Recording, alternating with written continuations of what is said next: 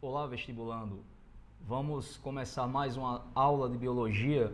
Eu sou o professor Renato Martins e pretendo trabalhar alguns conteúdos com vocês que estão aí na luta, né, na batalha, no esforço diário, né, de estar estudando sempre e sempre buscando mais conhecimento, querendo almejando aí, né, desejando uma vaga na universidade. E com certeza vocês vão lograr êxito, né, nesse objetivo de vocês, e eu espero contribuir para isso. Hoje nós vamos trabalhar um conteúdo que é bem provável de cair tanto na prova da UFRN como também do Enem, que seria a teoria endossimbiótica ou teoria simbiogênica, né? E hoje, né, para começar nossa aula, eu gostaria de iniciar com uma homenagem à grande bióloga, uma das maiores autoridades em biologia evolutiva, que é a Lynn Margulis. A Lynn Margulis, ela foi a principal defensora da teoria simbiogênica e que corresponde, né, a um dos grandes pilares, digamos assim, da biologia celular, da biologia evolutiva, da evolução da célula, né, de organelas. Então ela foi muito importante no que nós chamamos, no que nós conhecemos de teoria endossimbiótica ou simbiogênica. Lembrando que qualquer dúvida sobre essa aula ou qualquer outra aula de biologia, você pode mandar o seu e-mail para o duvidadebiologia@yahoo.com.br ou me contacte diretamente no Facebook, você adiciona lá e eu consigo, né? Sempre eu estou dando uma olhadinha, consigo resolver sua dúvida, mando rapidinho para você. Então vamos lá, vamos conhecer um pouco a respeito da teoria simbiogênica. Bom, nós sabemos que muitas das organelas celulares, elas surgiram por um mecanismo de invaginação. Isso quer dizer que as membranas, elas simplesmente formaram compartimentos, né? Nós sabemos que a membrana plasmática, ela foi o primeiro compartimento celular e apesar da gente falar sempre que a importância da membrana plasmática corresponde a trocas, né, a transporte de substâncias entre a célula e o meio externo, apesar disso, né, a membrana plasmática ela teve a priori uma importância no que se refere à compartimentalização. A compartimentalização ela tem sido, né, um dos principais fatores de especialização celular. Células que apresentam muitos compartimentos membranosos, nós conhecemos como células eucarióticas, e essas células, mediante a presença de muitos compartimentos membranosos, ela consegue especializar, determinar funções para cada uma das organelas. Então isso é de extrema importância, começando justamente com a membrana. Entretanto, nem todas as organelas podemos alegar que tiveram a mesma origem, né? Acredita-se que organelas como mitocôndrias e cloroplastos, que são extremamente importantes no metabolismo oxidativo da célula, tenham surgido justamente por teoria endossimbiótica ou simbiogênica. Então vamos ver como é que ocorreu essa teoria endossimbiótica ou simbiogênica. Acompanhe aqui comigo no slide, né? Temos aí teoria endossimbiótica ou simbiogênica. O que temos a falar a respeito dessa teoria? Bom, o planeta Terra, ele na sua atmosfera primitiva, ele não apresentava muito gás oxigênio. Com o passar do tempo, né, à medida que estudamos a origem da vida, aprendemos um pouco sobre a hipótese heterotrófica, né? Aqui comigo, vamos lembrar um pouco dessa origem da vida, né? O planeta Terra, na sua atmosfera primitiva, como ele não dispunha de muito oxigênio, ele tinha, na verdade, muito vapor d'água, gás metano, hidrogênio. Simplesmente, a gente observa que as condições não eram tão perfeitas para que surgissem vida. Entretanto, com o passar do tempo, acredita-se que moléculas primitivas, né, coacervados, aglomerados de aminoácidos foram se formando nos mares primitivos e, de repente, mediante um ciclo intenso de chuvas, até porque a temperatura era muito elevada, a água ela mal chegava diretamente ao solo, já evaporava, e simplesmente essa água, ao evaporar, se condensava ao atingir camadas mais altas e, de repente, ocorria precipitação.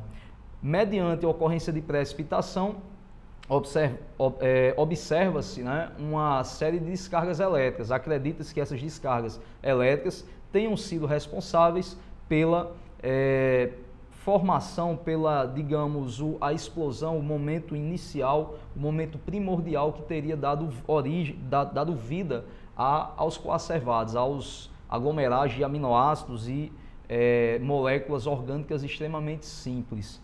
Bom, mediante isso, as primeiras células teriam surgido, né? Como não existia gás oxigênio, seu metabolismo era totalmente anaeróbico.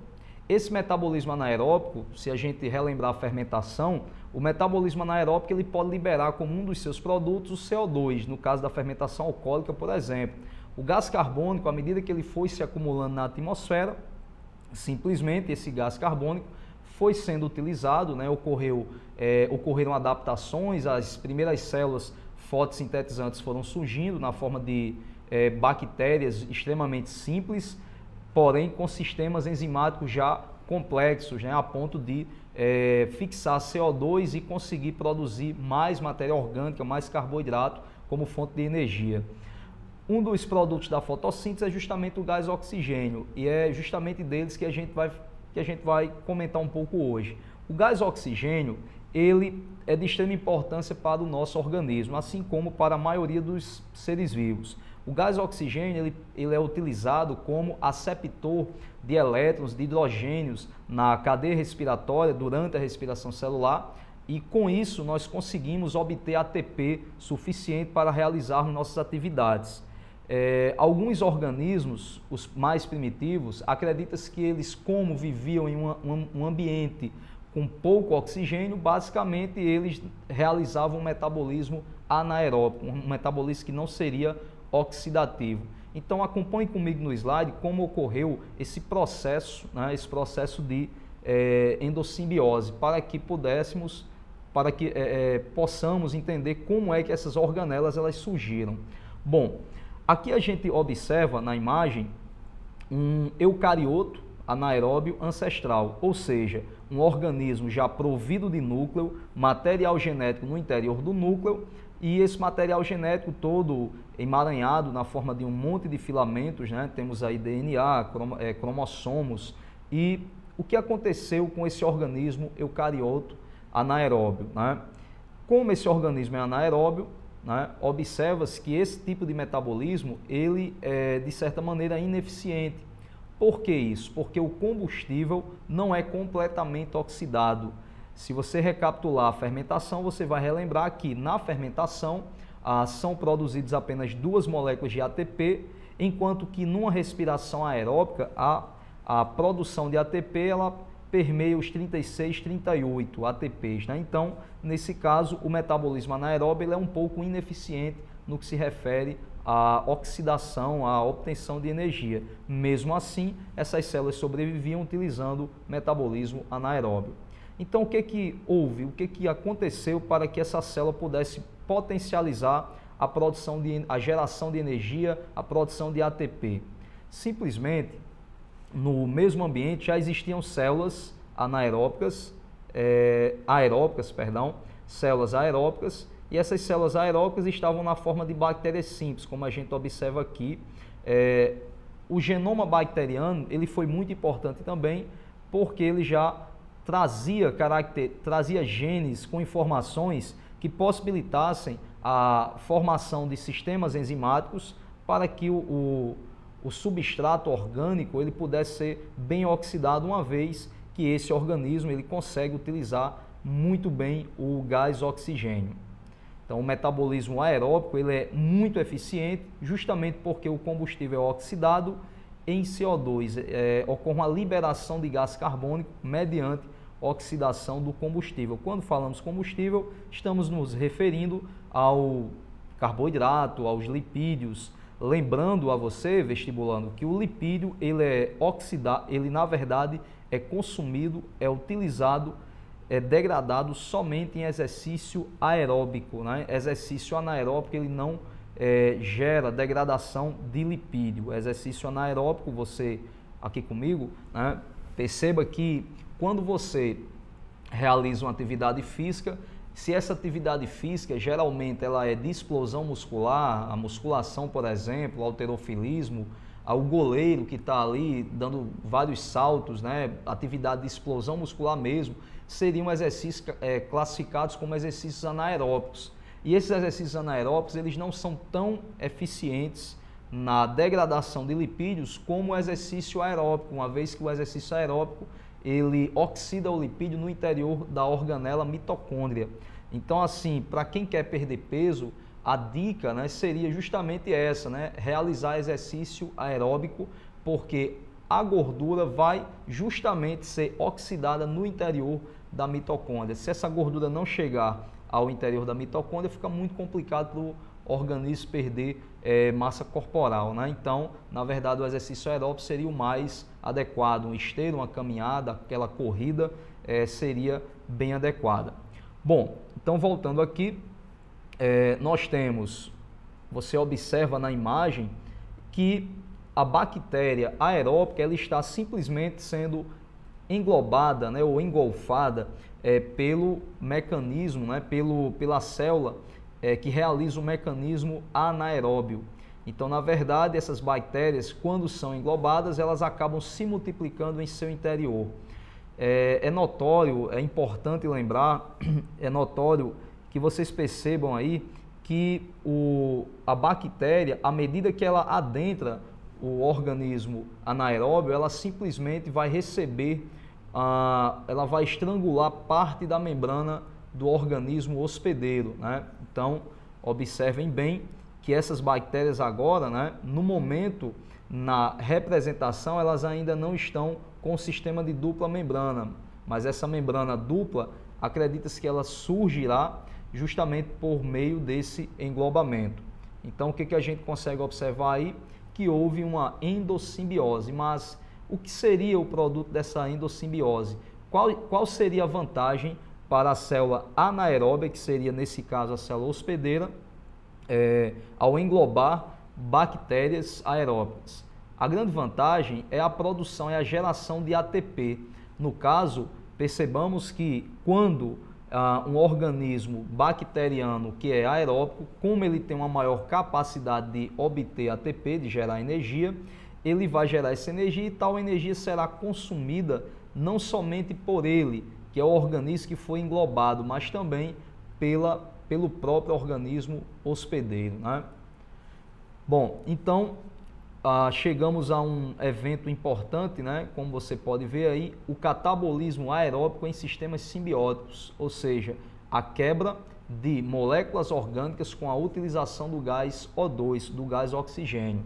O que acontece também, vestibulando, é que esses genes bacterianos, eles se movem para o interior do núcleo, né, favorecendo a formação também, a partir desses genes, de compostos enzimáticos, moléculas importantes para o metabolismo oxidativo. Com o passar do tempo, o que houve, né? Simplesmente com o passar do tempo, esse eucarioto aeróbico que realizou o englobamento, ele simplesmente gerou um eucarioto não fotossintético, porém, como você vê, você acaba de acompanhar na figura aí, nós temos aí a formação de uma organela extremamente importante, que é a mitocôndria. Então, a mitocôndria surgiu aí para favorecer o metabolismo oxidativo. Então, vamos lá aqui comigo, recapitulando, as bactérias aeróbias, elas simplesmente têm essa melhor capacidade, essa melhor facilidade, ela tem uma propensão a utilizar muito mais oxigênio do que a célula anaeróbia. Sendo assim, ao invadir, ao ser englobada, na verdade, pela célula eucariota, ela passou a gerar muito mais ATP. Nesse caso, se parássemos para pensar, a gente chegaria à conclusão de que esse processo, né, endossimbiótico foi muito importante, até porque até hoje a maioria dos organismos, a maioria das células possuem mitocôndrias, né? Existe uma célula que não realiza metabolismo aeróbico, né, que é justamente a hemácia, mas existe um porquê, né? A hemácia é uma célula, o glóbulo vermelho é uma célula que atua no transporte, auxiliada logicamente pela proteína hemoglobina, ela atua no transporte de gases, né, principalmente o gás oxigênio. Então, se a gente para pensar, a gente já lembra, poxa, se a hemácia tem o papel, ela desempenha o papel de transportar, de auxiliar no transporte do gás oxigênio, ela não pode consumir muito oxigênio. Sendo assim, uma das adaptações celulares mais incríveis é a ausência de mitocôndria em hemácias. Isso faz com que ela realize apenas o mecanismo da fermentação lática, ou seja, ela consegue produzir 2 ATP, mas já é suficiente para gerar bastante atividade, né? Energia, atividade nesta célula, que é uma célula que também precisa de muita energia para manter o fluxo de gás oxigênio, né? É importante lembrar as pessoas que quando praticam alguma atividade aeróbica, né, correm bastante, por exemplo, de repente elas começam a sentir aquela dor, o pessoal chama dor desviada, né?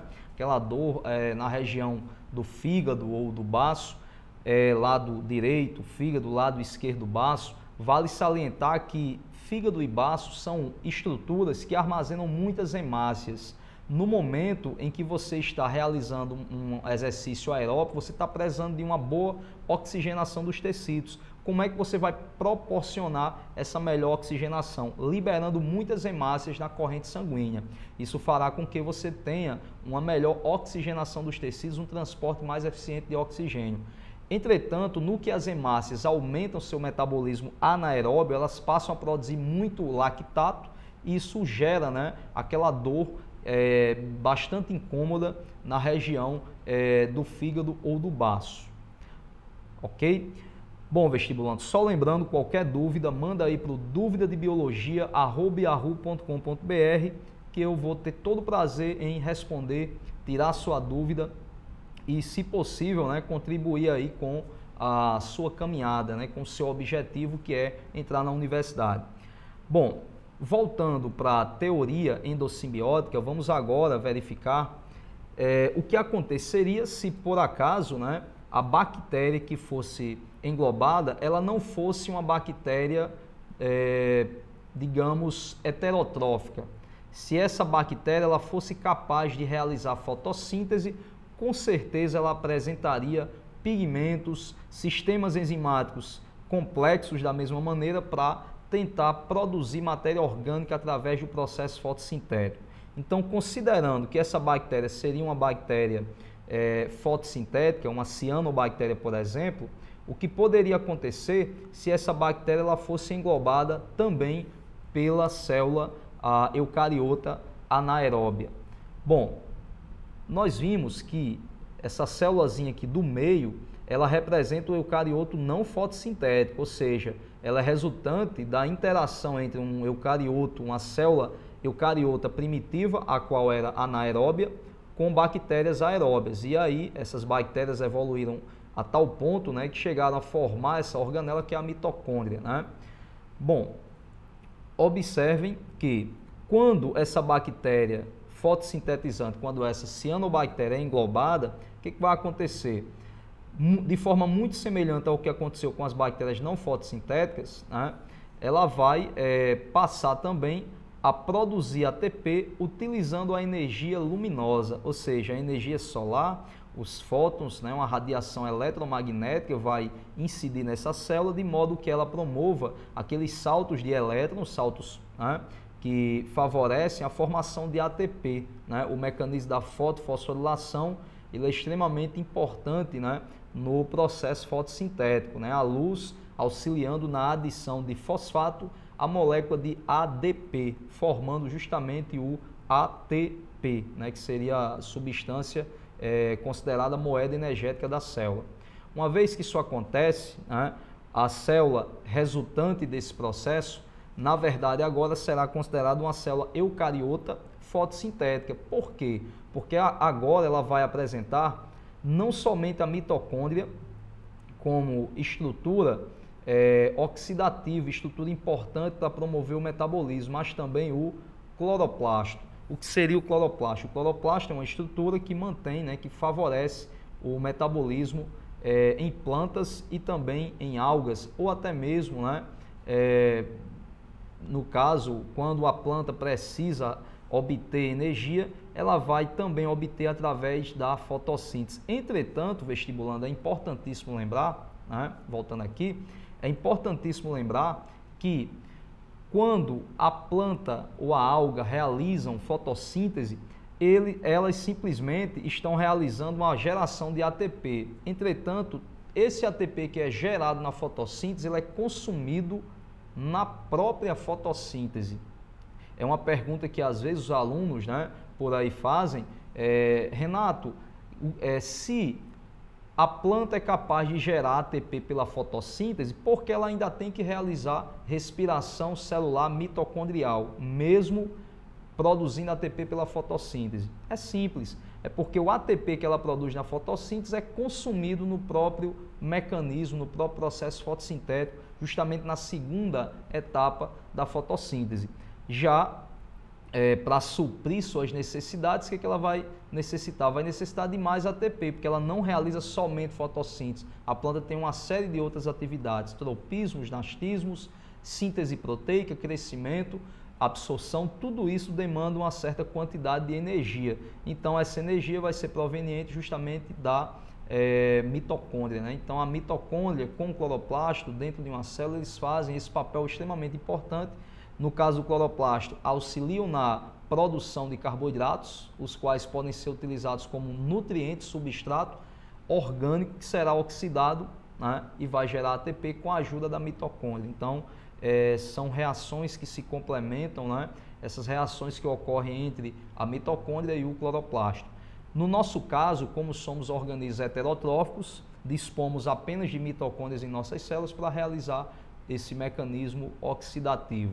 Entretanto, né, nós sabemos que as hemácias, conforme já foi dito, e também as células musculares são capazes de realizar o metabolismo anaeróbio, né, a fermentação lática, propiciando a formação de ATP de forma mais rápida, entretanto, de forma muito reduzida, digamos assim, né? Muito pouco ATP é produzido, o saldo, né, o rendimento, a rentabilidade desse processo não é muito boa, né? 2 ATP e o processo ocorre rapidamente, produz pouco ATP e consome muito mais glicose, né? Se você tem, por exemplo, uma molécula de glicose para ser totalmente oxidada, se ocorrer a oxidação total, temos 36 ou 38 ATP. Se ocorrer fermentação lática, teremos apenas 2 ATP. Então, com uma molécula de glicose, na fermentação você produz pouco ATP. Logo, você vai precisar de muito mais glicose para tentar produzir muito mais ATP. Então, o consumo de glicose é bem elevado quando falamos, né, quando se trata de fermentação, ao invés de respiração. Bom, quais são os indícios, né? Vamos voltar aqui no slide. Quais são os indícios que reforçam a teoria endossimbiótica? Alguns indícios, eles vão reforçar essa teoria e são de extrema importância para que você compreenda e no momento da resolução de uma questão você possa ter habilidades, né, para resolvê-la, né? Bom, pessoal, o primeiro, né, indício que reforça a teoria endossimbiótica é justamente um sistema de dupla membrana, né? Tanto as mitocôndrias quanto os cloroplastos, eles são capazes, são organelas, são estruturas que possuem duas membranas. Uma membrana mitocondrial externa, assim como no caso do cloroplasto temos a membrana plastidial externa, e uma membrana interna. Lembrando que essa membrana externa, repare que ela é contínua, enquanto a membrana interna ela é altamente invaginada, ela é cheia de dobras, de invaginações que formam as chamadas cristas mitocondriais. Isso aí também, né, a gente já pode utilizar essa informação de invaginação da membrana interna como um novo indício. Por quê? Porque se pararmos para lembrar da estrutura da célula bacteriana, a bactéria ela tem justamente uma dobra de membrana chamada de mesossomo, né? O que acontece aí também na mitocôndria é que ela tem várias dobras, né? Não somente uma, como no caso o mesossomo. Além disso, né, vale salientar a forma da bactéria, também é semelhante à forma da mitocôndria. Na verdade, a forma da mitocôndria, né, já que ela é derivada, é semelhante à forma da bactéria. Existem bactérias com forma de cocos, bacilos, espirilos. Da mesma forma, existem mitocôndrias espiraladas, bacilares e também com forma de cocos. Vejamos aqui também a presença do cloroplasto, né? O cloroplasto, da mesma maneira, ele tem aí um sistema duplo de membranas, acreditando-se, né, que essas duplas membranas tenham surgido por meio do mecanismo fagocitário. Bom, outro indício que reforça a teoria endossimbiótica é a presença de DNA próprio, né? As mitocôndrias, elas têm um DNA próprio, assim também como os cloroplastos, e esse DNA próprio, ele é importantíssimo para a geração de proteínas importantes que serão utilizadas no metabolismo do organismo. Se for uma célula vegetal, também o DNA observado no interior do cloroplasto, né, na estrutura interna do cloroplasto, também será importante na formação, né, ele traz alguns genes, como você pode ver nessa figura aqui, né, vários genes codificadores de RNA, né, regiões codificadoras de proteínas, né, geralmente essas verdes aí representadas, são estruturas importantes no processo de expressão, né? Expressão seria justamente o processo em que o material genético ele vai gerar um RNA, né? Temos aí a transcrição do DNA para o RNA e de repente esse RNA, ao ser traduzido, no caso sendo ele mensageiro, temos a formação de proteínas importantes, né?